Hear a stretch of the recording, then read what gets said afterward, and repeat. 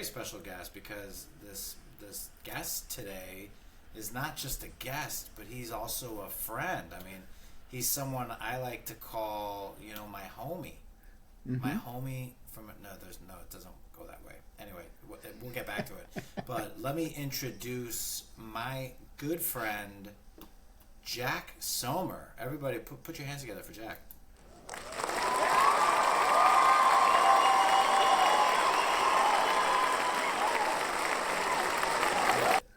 So thank you, John. Let me just tell everyone, I could say, hey, my friend Jack, but like let me just give you a proper introduction, Jack, because here at JT Unfiltered and all our staff, we really want to be prepared.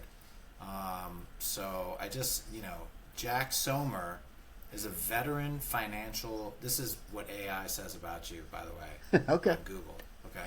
Jack Somer is a veteran financial advisor and insurance agent based in New York, with over 30 years of experience, currently affiliated with WealthBridge Financial Group and Equity Services, Incorporated. He specializes in life insurance, long-term care, fixed annuities, and investment advisory services. Jack, welcome to the show, buddy. Thank you, John. Just two corrections. Number one, it's over 40 years in the business. 40 years. It's really 44, and I also, have an expertise in health insurance as well for small, medium companies and individuals. So, but thank you for that great introduction. And AI has it very good. Do they have it down? Correct a couple things. Do they know you? No, they don't. AI know you? Yeah, they do. And what are you drinking? Yeah, they do. No, I'm just having an iced tea. Okay. Just a little iced tea. So, I mean, like, let me ask you a question, because, like, what we like, and I've never asked you this question. Jack and I play tennis together, just in case, why would you know? But we play tennis together, and Jack is, I mean, look at Jack. Jack makes me laugh. I gotta tell you, I love you because, I mean, I love you for many reasons, but you make me laugh. You're just funny. Because you wear your heart on your sleeves. You wear your heart on your... Anyone ever tell you that? Yes, you have. Yes. Has anyone else ever told you that? Yeah, a couple other people have, yes. Yeah, some of my good friends have said that. And I'll just share something very funny to you about laughter when John was doing his stand-up comedy routine in the city at some of the various clubs. He did his thing, and then the headliner was a woman. And we had a lot of people from the club, and they still talk about how this woman, and I was sitting in the front row, we were going back and forth. It was like they were laughing as hard as they could. They didn't realize, my sense of humor. My wife at the time, heard some shit that, she was like, wow. Man, what do you mean your wife at the time? Like you have a different wife? No, I mean the wife in that moment. Wife? It's the same wife, yes. Very good. Wife at the moment? Yeah, I meant in that moment. My wife in that moment at Why there. couldn't you just say my wife? Well, I should have just said my wife, but it was just it was in a moment. It was a moment thing that for stopping me. I brought her jump right in, but I brought her into the conversation a little bit, and she was like a little embarrassed, but that's how I roll, But that's how I roll. So here, let's start from a frame of reference here, because this is sort of a business show, right? I want people to listen to this show and maybe learn something. That'd be great. Got it. Isn't it great when you learn something? Holy shit. Doesn't happen often. With that said, how did you get your start in insurance? Like, what you graduated? I know you went to Plattsburgh, right? You went to SUNY Plattsburgh. Correct. Right, King of Plattsburgh. Class of what? Class of 82. 82, baby. Class of 82. Boom. You graduate. What do? I went right into this business. So I'll give you a little bit of history of how I got into this business. Okay, so I grew up in Westbury, Long Island, middle class. I was one of 6 kids, 4 older sisters and a younger brother. And everybody in our circle in the neighborhood, they had, a brother and a sister, maybe 3. I'm here sitting here, there's 6 of us to feed. Plus, What neighborhood? I grew up in Westbury, Long Island. And I was zoned. I should have went to Jericho High School, but I went to Hicksville High School back in the day. And I said to myself, what? I had everything my friends had. And we're 6 of us, and they're 2. I said, the old man's doing something right. I want to, check out what he's doing. Okay. So growing up, I really didn't see my dad too much. I mean, I would get up at like 8 in the morning. He was gone.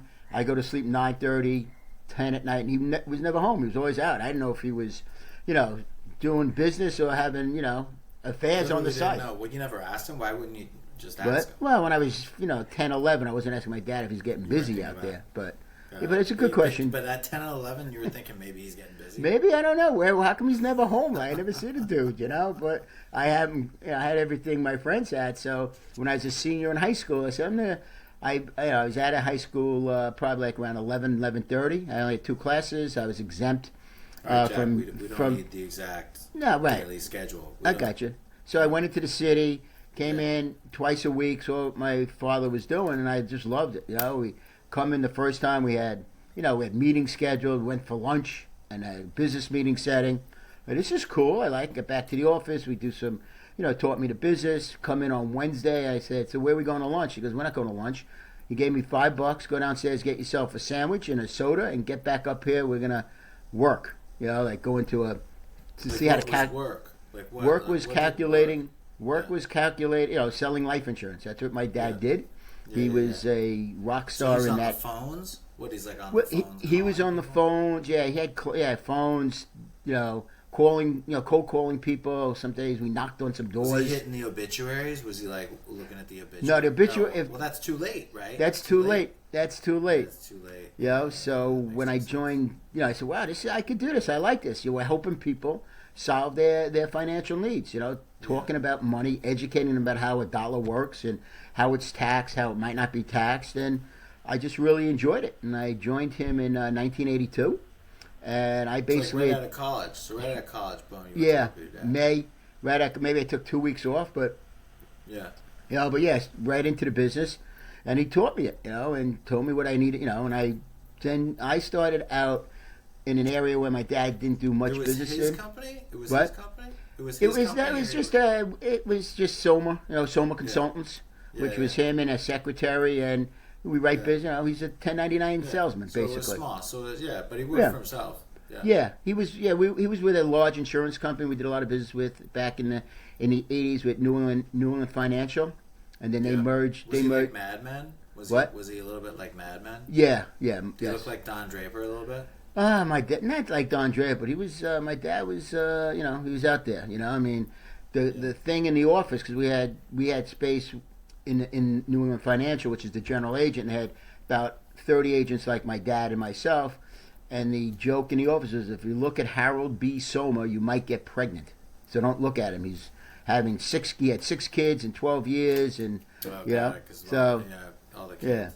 Yeah. So from there, I started. So he had the hustle. He had all the kids. He had all those mouths to feed. Yeah, that's correct. And sleepaway camps, and he had weddings and bar and bat mitzvahs to make, and It's one after the other. Absolutely. So that's cool. So you learned the business from your dad. That's correct. And then when did he retire?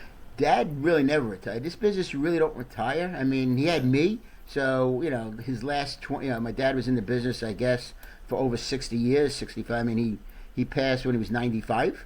But, he was coming into the office at age 90, 91, 92. He was still coming into the office? Yeah, he was running. My dad was running marathons at age 90, the New York City Marathon. I think I remember you telling me that. Yeah, but I carved my own niche though in the group health benefits. I started to knock on doors, cold canvas, and everyone wanted to talk about health insurance. Back in the 80s. So I built a nice business there, but then I was very successful in converting those companies to doing personal business with us. So John has a company of 5 or 6 people. That I could save them 15-20% on their premiums. They loved it. And then once I got to know them after a couple months, you could save them just because you could beat out other people's. Yeah, I went to different carriers. Back then you had to prove insurability. You had to, there was medical questions that you had to ask. Yeah. And the carriers could increase your rates, from the proposal, but how come you could beat the other rates? Just because you knew. I knew the marketplace. Yes, if they were with Aetna, I would go to Oxford or Cigna or Blue Cross and Blue Shield, or there was about 10 carriers you could go to back in the day. Now, in the New York area, there's really only two carriers that are competitive, which is United Healthcare Oxford and Anthem Blue Cross and Blue Shield. Those are the two carriers that my clients gravitate to, and 90% of my clients. Now, you're talking about now. I'm talking about now. Gravitate towards United Healthcare Oxford. They're just easy that's to where do. I have United Healthcare. Yeah, they're just easy to do business with. They're nationally, you could. I don't know about them being easy to do business with. Well, I deal with them on a daily basis, so Yeah. Well, they're big. They're huge. Yeah. They're like the Coca-Cola of like. That is correct. So I would then, talk to them about, Why did their CEO get shot? By the way, remember that? Yes, of course. I remember that. Yeah. What was that all about? That was all about. And it's sad though, because the person that happened to the person that killed him, I forget the guy's name. But anyway, his parents were very wealthy, but for some reason he had the murderer's parents were wealthy. Very wealthy. Very wealthy. So he was. I don't know. He saw a lot of people where their claims were being denied or not being processed properly. I don't know. For some reason, he had an axe to grind. Is that really why he killed? Yeah, that's right. Because he thought this guy was a crook and deserved. Well, not him personally. The whole company was like, someone puts in a claim and they, for $100,000 or whatever, and they deny it or they delay it, and people are financially getting ruined because now they some rich kid shot the former CEO of United Healthcare, Oxford Healthcare, because United Healthcare was fighting claims that they should have been. They were making people appeal claims and go through a process, and just the bill. It is frustrating. I'm not going to disagree with that. It's and that's why I'm very good, and I calm my clients out and said, just give me everything. I'll do the appeal. I'll take care of everything for you.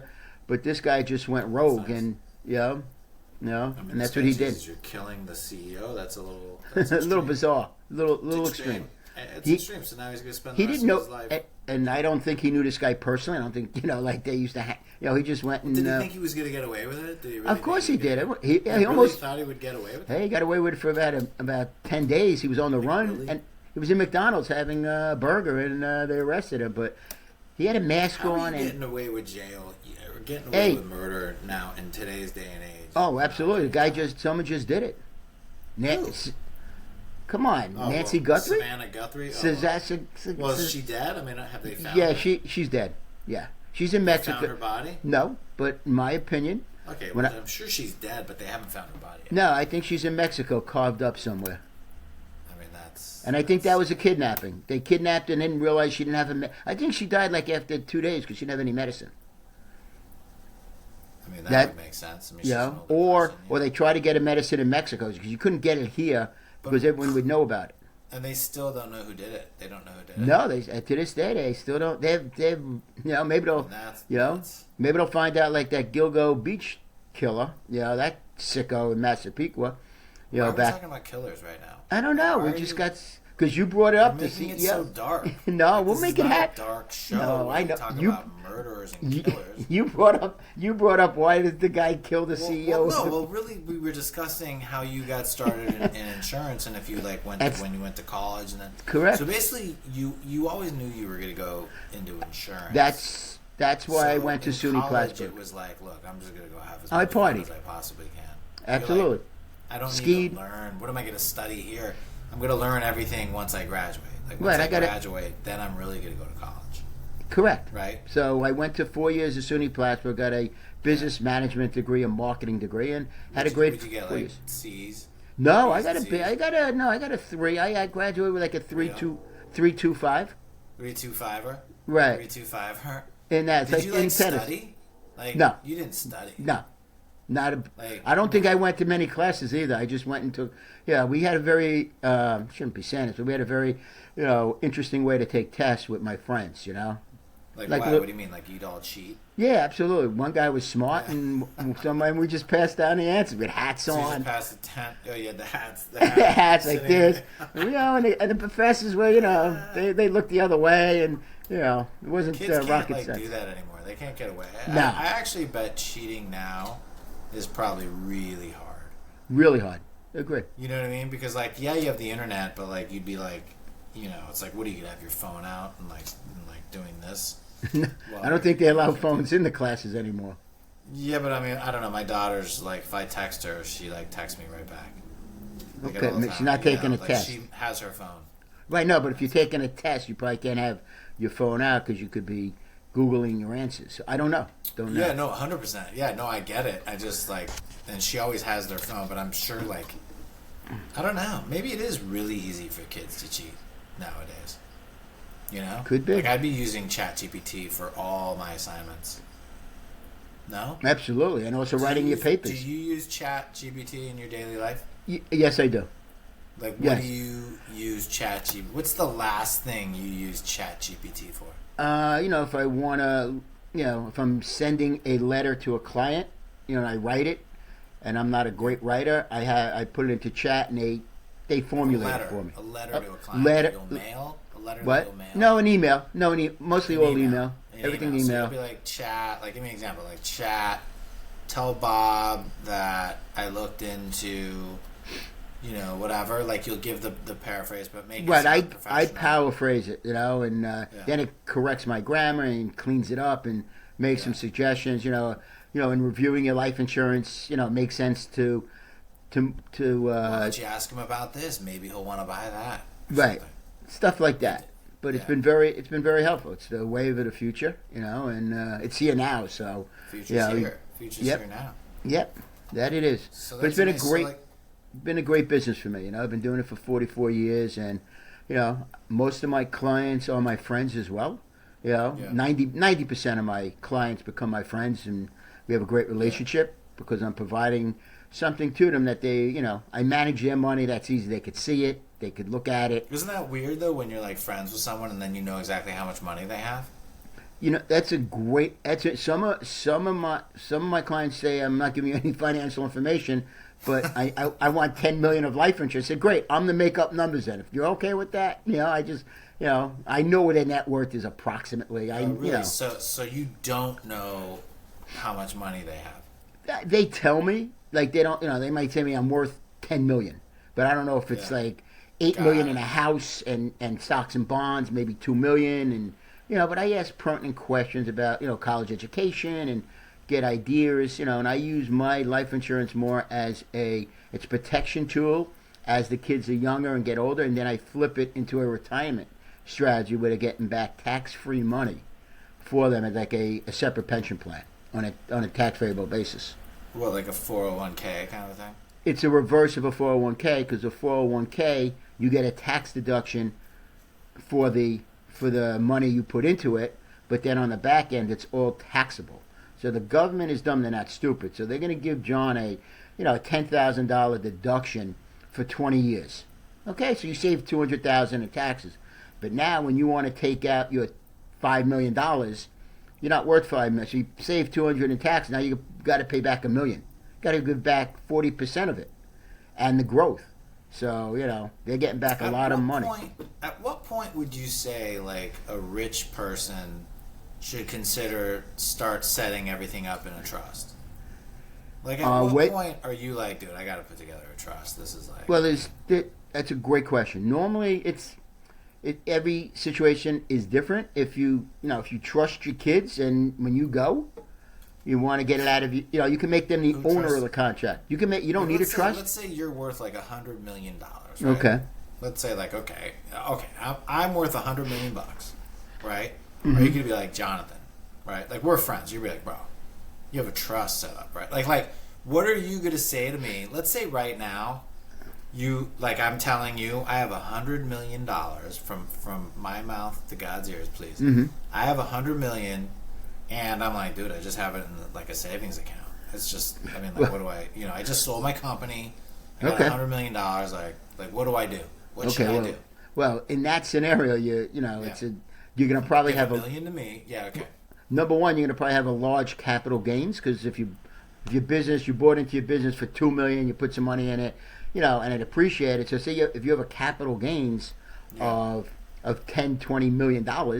You're going to want to spread that tax over a 10-year period. I mean, there's ways to do it, but to get back to your initial question is that, first of all, we would like to restructure your money not to be in savings. You got to put it, in some sort of, into the market, severity, 80%, depending on your age, how you want. But the trust comes in for you. What I would set up is an ILIT, they call it, which is an irrevocable life insurance trust, because at your death you could pass the 100 million to your wife. Okay, you pass it to Jack. Okay, when she dies, okay, that's when the IRS comes in, and anything over, I think, 20. So you have like an $80 million taxable estate, which means that within 9 months of her death, the second to die, they're gonna IRS and come in and ask for like $40 million.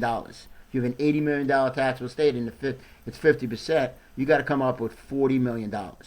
You probably, you might have to sell some real estate. You might have it in stocks and bonds. But a great way to provide that to your family is you buy a life insurance policy in this trust, which gets that asset out of your estate. So now you're gifting money to this for the policy. You're probably spending $1 million a year or whatever it is for like 10 years, and you're getting this big policy, and you're getting that asset out of your estate. The premiums that you're paying is, you want to bring down your estate as best you can with having limited control, because you can have, if you have control of your money, then it's included in your estate. So that's where the trust comes in, and you do it that way.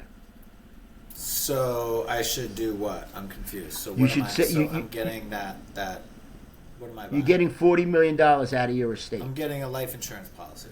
Right. So that now. So life insurance is like the first thing you should do.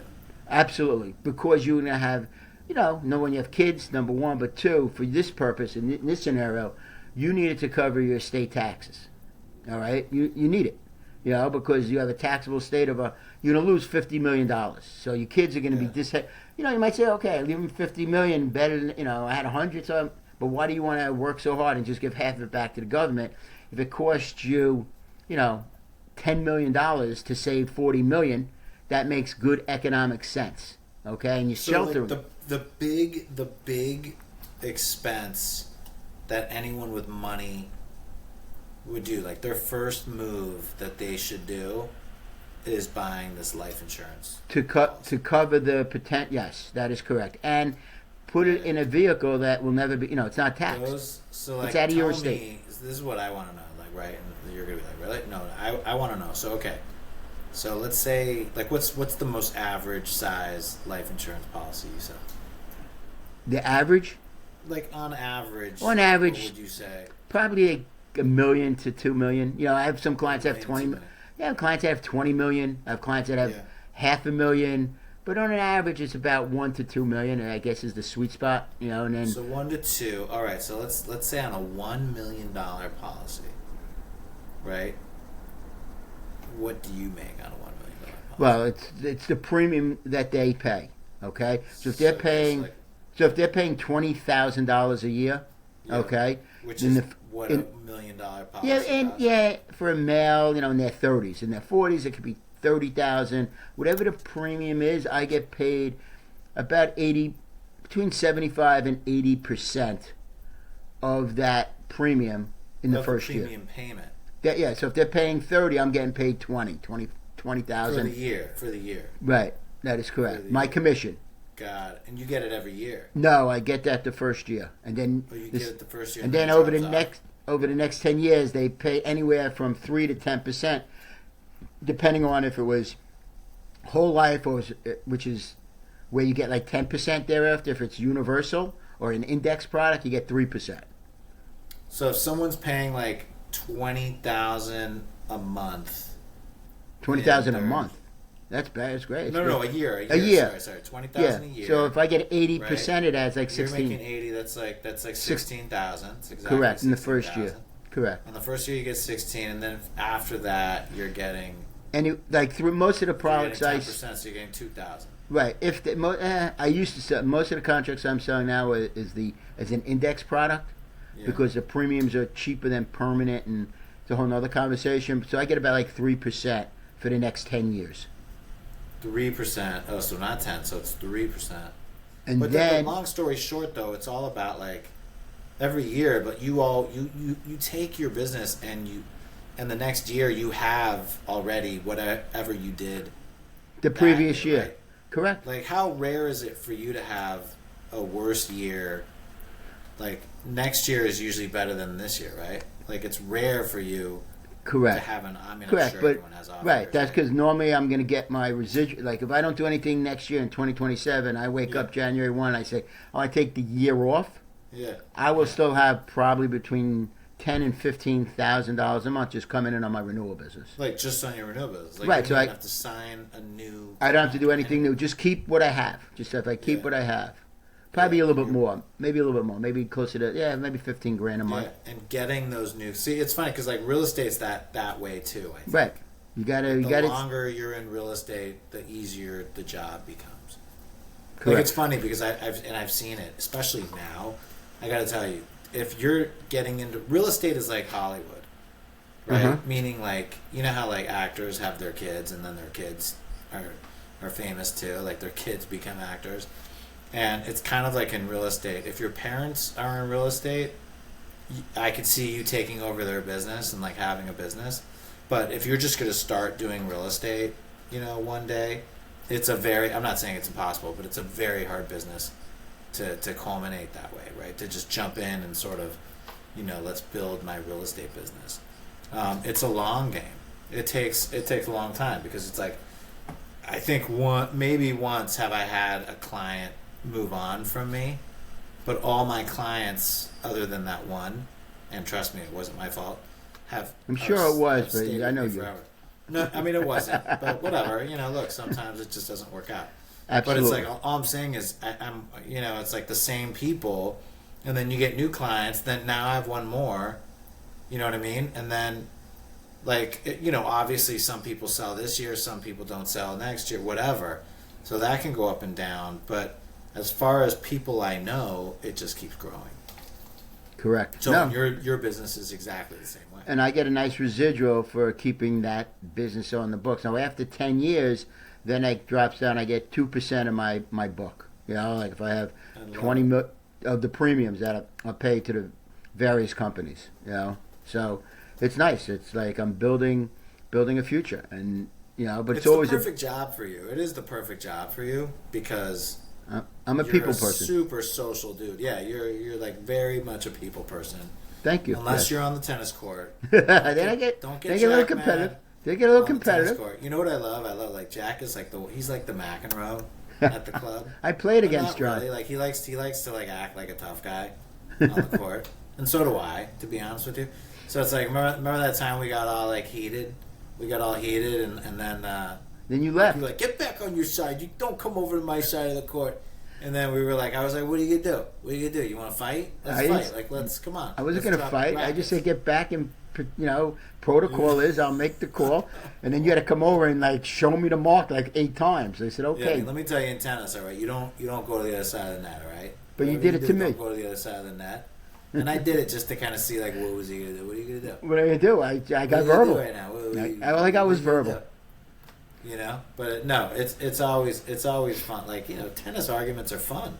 They It's are. like umpire arguments in baseball. Like I mean, I love that. Agree. Love the Totally little, agree. The drama, the little drama. So I mean, let's talk tennis. I know you're on the DL, and you. Hit the No, other I'm day. back. How was I'm back. Are you back? Are you I'm back. officially back? Yeah, You're I was back. gonna. Yeah, I hit with Deb last Friday. I hit with Mish this Monday, Yeah. I was- Mish, yeah. for an hour. Did Mish give you clearance? Was Mish like I give you clearance to play with Taker? Yeah, absolutely. Yes. He said I you mean, could play with Taker. yeah. I mean, my. I just had I had back surgery in February 19th of this year, a microdiscectomy for L2, L3. This were out of It's the. just for all you guys. Yeah. He had one last year too. I had one The 2 other years side ago. was last year. 2 years And ago. now this, or 2 years ago. Okay, 2 years sorry. ago. So, and then That's okay. and now this year the other side. So Yeah, hopefully but both sides. yeah, are no, I felt great. Did PT, did PT on right after it, and I'm ready. Yeah. I'm ready. I'm not my motion up and back is a little bit, but side to side, I'm okay. I'm not Up in the pushing it, back but is, if it so don't drop shot you. Are you gonna Right. get mad if I drop shot you? I just won't go after it. You could do whatever you want. No, but You you're and gonna Doug get a Bank, little if he's upset li- 'cause you've been you and known Doug to Bank. get upset about drop shots. No, I used to, People but I drop got. shot you. You're known. You Hey. have like a reputation. I do, At the but I'm club. over it that now because it's part of the game. You want to play the part of the game, game. all the rules are So in you're play. saying you've officially moved on from Yes. being upset about being dropped. Absolutely. Now I just try to get it and do something with it. I, Or what I run love- into what the I net love? and I give mean, up. It's so silly. Some of the shit, isn't it silly? Yes. Like it's so funny. Like the stuff. Like, do you ever look back at stuff sometimes when you're like mad about something, and then you look back at it, you're like, oh, I'm such an idiot. Like, I do that all- Why was I don't even care. Why would I have even been mad about that? So I've learned so great scenario. I mean, even with you, but after like I get any heated, we heat, we Yeah. speak, whatever. I apologize. I just try to clear the air, and But in the past, I would never admit anything and just leave it alone. Now I just say, hey, I'm grown up. All right, I was a little immature. I shouldn't have did this. You shouldn't have done that, and we're good. I mean, just to we're clear good. the air. Life is short. Life is short. Too short. You Eh, can't get that is upset it. over this stupid shit. I know. You're like, you're gonna raise your blood pressure over this stupid. I mean, I have to tell this story because it's too good a story of you and me. But we were not close friends at the time, and it was like our second or third time playing, maybe. And dude, we used to have heated 21s. We would play first to 21, and it would be like 17-17 or something, right? Real close. Every point mattered. And I don't know, I think Jack was fast serving. Were you fast serving? Was this when you I were don't fast think I serving? was. You thought I was in your mind. I wasn't doing it intentionally. I just, I'm sure you weren't, and I just thought you were. And I got that. I'm sure it was a combination of the two. And so I, so anyway, and so I stopped him, and the serve came, and I was like, no, my hand's up. I, do it again. Anyway, so then he did it again, and then he got all pissed, and I won the point on the second point. Long story short, after I won 21-19, something couldn't get closer, and Jack walks off, right? And he's like, never playing with you again. He's like, I'm never playing with you again. I'm like, oh, stop it. I go, stop it. And then he looks at me, he goes, I know, you're right. I didn't buy your bullshit walking off the court like that, and you quickly were like, yeah, you're right. It was the quickest 360 degree. That was so true. When you said in your own mannerism of how you did it, in that stop it. I go, stop it. And I looked at you and said, yeah, you're right. And that's how a relationship started, That's how our relationship started, and then it was It's been great. Chubby's It's ever been great. since. Non-stop Chubbies. Can we say chubby? You could say chubby. Sure. I gotta be honest with you. I kind of like saying chubby. Really? Even though a lot of people are like, "What's a chubby?" But whatever. We don't need to go into chubbies. If you know, then you know. I know. If you don't know, you don't know. So what's been going on with you? Let's talk about life. So your current wife is Deborah, correct? Can we talk about Deborah? Yeah, you could do it. Absolutely. Sure. Deborah's also a real estate broker. That is, she came into it about, I guess, 3 years ago, maybe, or 3.5 years ago. 3.5 years ago. Did you push her into it? Were you like, Deborah, why don't you? No, call it Debs. You call she it Debs. wanted. She thought it'd be good. She even spoke to you about it, and you gave her some ideas, and she went Really? over. I was an influential. You coached her a little bit on Terra Sotheby and how they I feel operate. like she was already a broker No. or an agent already. Nope. No, she was working at Keller Williams. Oh, that's right. She was at Keller Williams, but she was. You're right. Look at your Yeah. memory. Yes, I have a very she was good at memory. Keller Williams, and she was thinking about leaving them and going over to Terra Sotheby, and you were instrumental of at least coaching her or listening to her. For her to move over to Terrace. Right. Yeah. And So Debbie and I. How's it going for her over there? Well, I It's don't want to okay. speak. She's I don't want to frustrated. speak. She's frustrated a little bit, but she's doing okay. She's frustrating. She's Yeah. frustrated. Yeah, because she thought not much activities coming in through. She thought there would have been more leads generated in the office, but it is what it is. So she's just got to remarket herself a little bit, and that's what she's trying to do. And there's always drama in the real The estate. thing with real estate, truthfully, at the end of the day, and look, I got my start at a company called Apartments and Lofts, which worked exactly the same way as Terrace, where it was a company we shared all the listings. So the owner of the company used to bring in all the listings, and then he would give it to the company, and then the the first agent in got the first call, the second agent in got the second call, right? So people would call into the office because we had hundreds of new development listings in Williamsburg and so forth. So I mean that helped build my business because the best advertising or marketing in real estate is a listing, right? Like you could put your billboard. I could put my billboard off the LIE, right? And I could be like, Jonathan Tager, real estate broker, call me, right? I promise you, and whatever it costs, I've looked into it, it's like $20,000 for a billboard. No one will call me. I agree. If I get 3 calls that are nonsense calls, that would be a lot from putting that billboard up for $20,000, right? The best way to get your phone to ring, or it's not phone ringing anymore, it's emails and stuff, is by getting listings. So I had apartments and lofts at the time. We had tons of listings that way. The negative on it was if I got a listing. You froze. Oh, You're frozen, John. Am I back? You're back.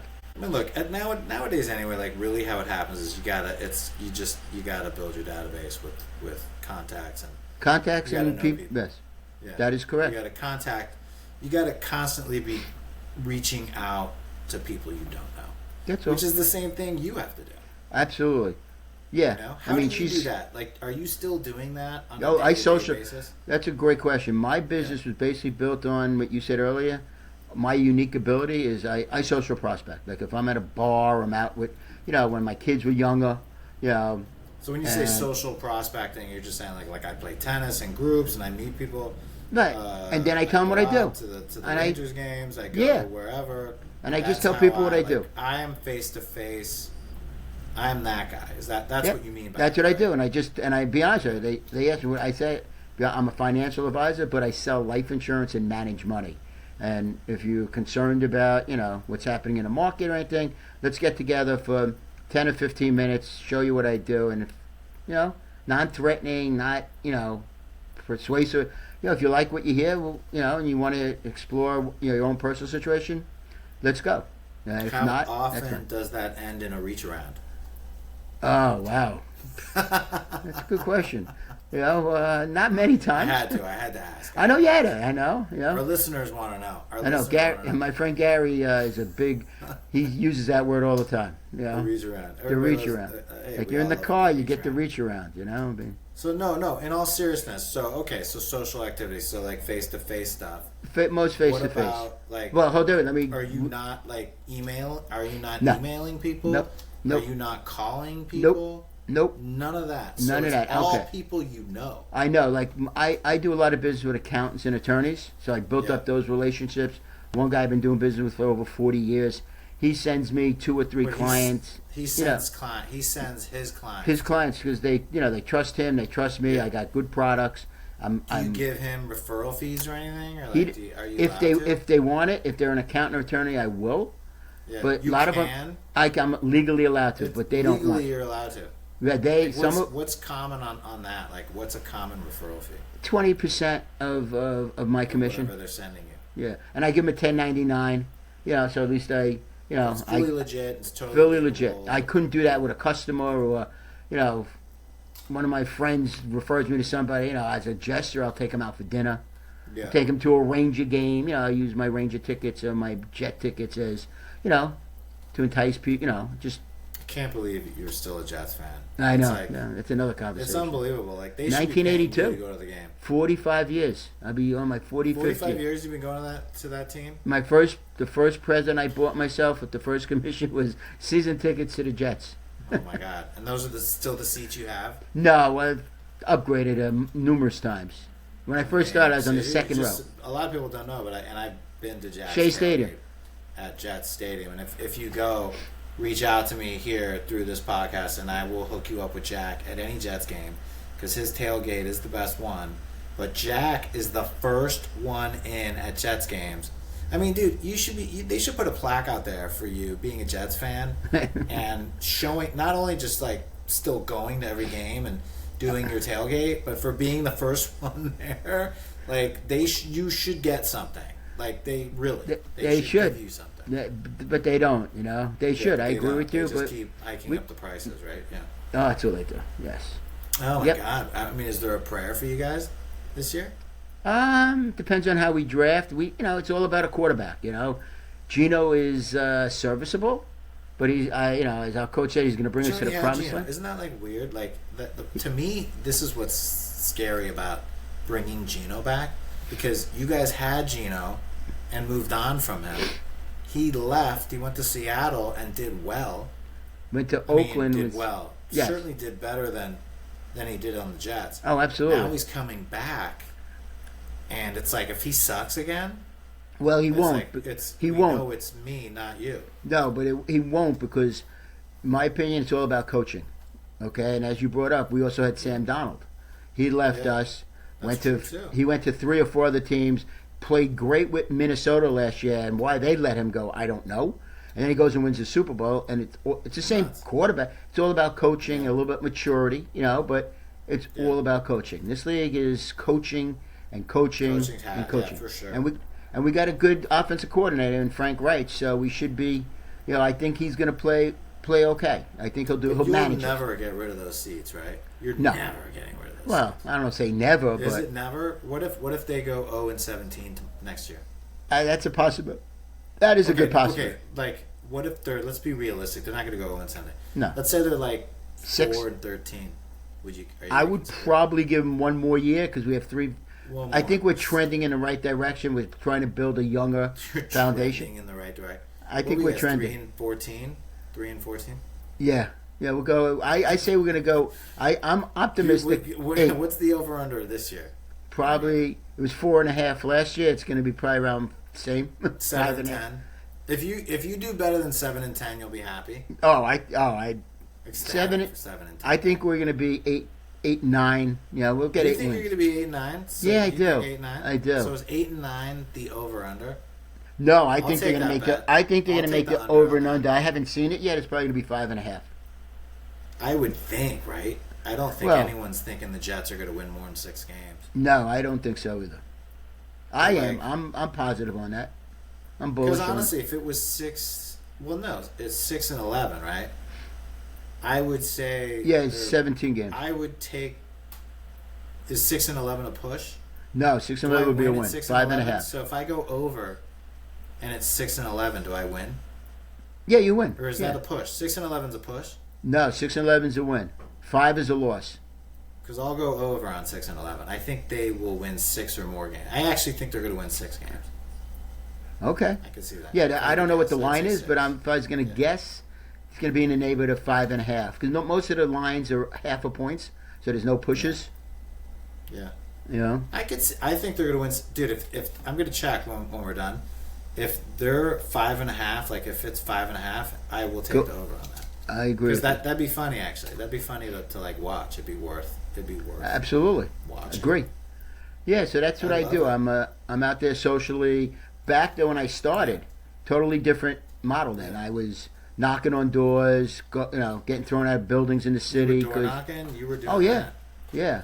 There were pretty girls at some of these receptionists, so I got like a bonus there. I'm trying to solicit business and trying to get a date at the same time. That's hilarious. Yeah. Did you ever? Yeah. Did that ever work? No.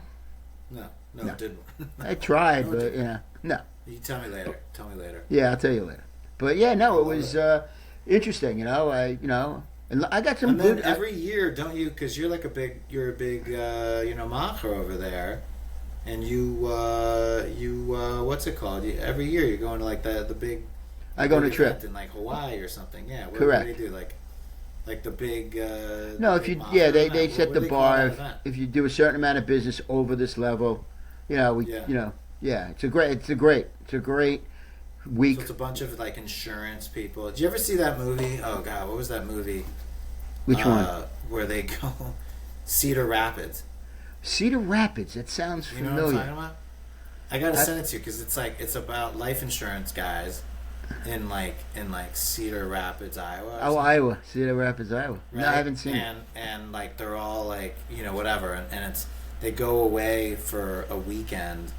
Not a weekend, like for a couple of days for a conference, and they're trying to get the Triple Crown Star Award or something, and like it's whatever. There's like this whole story in the middle of Cedar Rapids, and the main character is Ed Helms, and it's hilarious. It's a great. That's Sigourney Weaver. Helm's very He's funny. having Ed an Helms. affair with Sigourney Weaver, older woman, kind of a thing.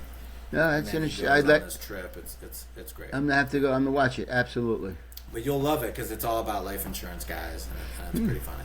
And it's like a beard get drunk movie on. I'm with you. Well, look, Nothing wrong with that.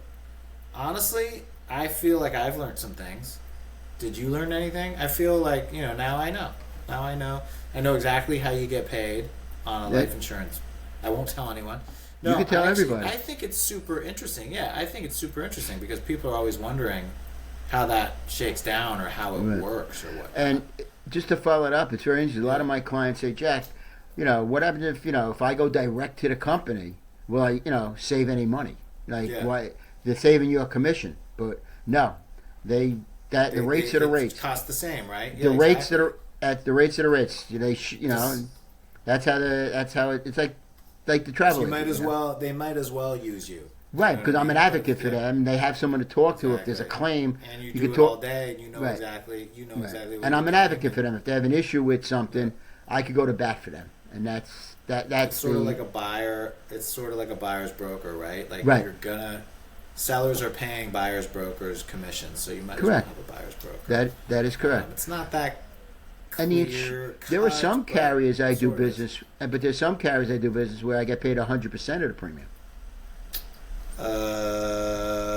That's nice. Yeah, because so what are you trying to push business to? No, I don't. I push National Life Group because I'm a career agent technically with NLG National Life Group. You get 100% of the premium, like what that first year. Yeah. If you're doing business outside New York, like sometimes I'll bring you, John, and I say we're going to apply with National Life Group. And they come back. I don't like their offer. Their offer's no good. I think I could do better with Prudential or Symetra or another carrier. So I go to the other carrier, and I give them the specs. I say, we'll write him. They'll give me a better offer. So I say, great. I'll place that business with them. And if it's outside New York, some of the carriers pay, and the reason they do it is because they have no expense for me. Like with National Life Group, they put away a pension plan for me. I'm on their medical plan, so there's some costs that they have. So it's nice. So at the end of the day, though, you're not pushing any. You're pushing the best thing for your client. That's what I'm doing. And if it works for you, fantastic. Right. But if, whatever you're getting. I do what's in the best interest of my client. National Life Group has they have some great products, like the best in the industry on certain products. So I run with it. And if it's all return. It's all return business, right? You're not looking to get rich on any one thing you sell your clients. You're looking. No, it's a mix of to keep that business. Forever. Yeah, and the thing is, when I do manage money, like when I manage someone's portfolio, I'm charging them less than one. I'm charging probably like 50 basis points. They're giving me like a couple $1 million to manage. I'll do it all into the client for 50 basis points. Where maybe Merrill. What does that mean? 50 basis points of what? That means that they're going to pay me a fee of less than 50 basis points. Is like 1%. It's half of 1%. Got it. So it's like 0.5%. So if it's $1 million, most people are charging $10,000. They'll get paid $10,000. Yeah. And you don't really see it because it comes out of your return. Because it's out of the thing. Yeah. It comes out of your return. So I'm charging 50 basis points. So they have an extra $5,000 in their account earning money. So that's the key thing about it. I love it. So that's all right. I have one last question for you because we got to stop because it's like 50 minutes. No one wants to listen to us. I got that you. Long. But are you ready for my last question? I can only imagine what it's going to be. Where did you get that dog painting behind you? Tell me the story. Oh, that's a great story. When you we got that Debbie and I were in Mexico. Yep. And some lady was had these paint. She was doing them. How high were you? Were you high when it happened? I was probably stoned. Yes. But we love dogs, and it looks like Deb's dog Duncan, who's a Havanese, and we loved it, and we commissioned her to. We commissioned her. We're getting this right now, Deb. We're getting this right now. It was like that. That's right. No, Deb was on to me. We're getting. I said, "How are we getting this thing back?" Did you negotiate the price? Not really. No. No. Like this is how much it is. No, it was like I don't know. It was €200. Like that. It was cheap. And then euros in Mexico.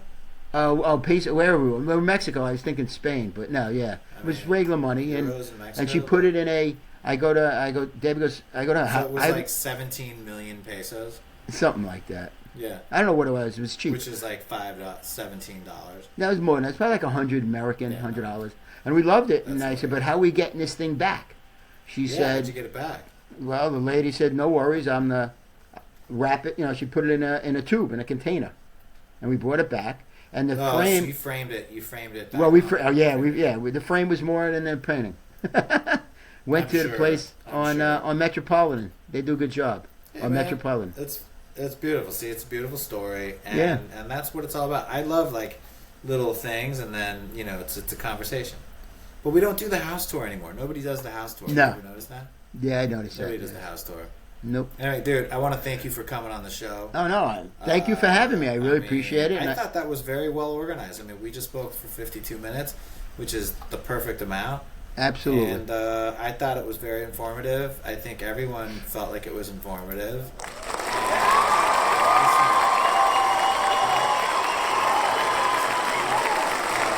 you for coming. Everyone, I just want to thank you for tuning in. Powered by Riverside.